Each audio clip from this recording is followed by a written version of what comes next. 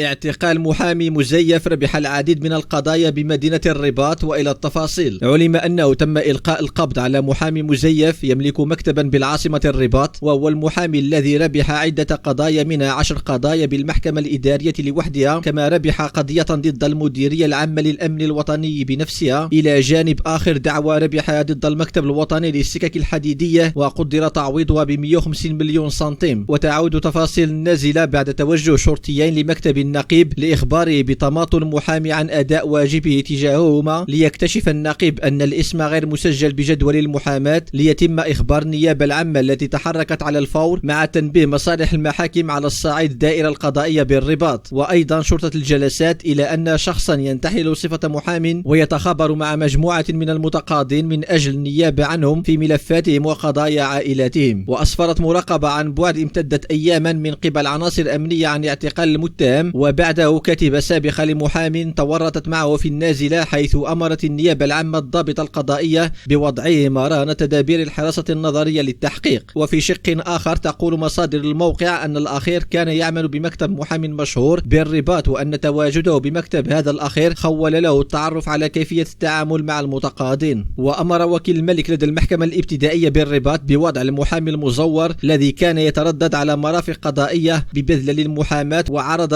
ضحايا للنصب والاحتيال رهن الاعتقال، لتتم متابعته بعد تكييف التهم من طرف الوكيل وانتهاء الأبحاث التمهيدية بالنصب واستعمال وادعاء لقب متعلق بمهنة نظمها القانون، وادعاء صفة حددت السلطة العامة شروط اكتسابها دون أن يستوفي الشروط اللازمة لحمل هذا اللقب وتلك الصفة والسرقة، فيما تم توجيه جريمة المشاركة في النصب لكاتبته وتمتيعها بالسراح المؤقت مقابل كفالة مالية.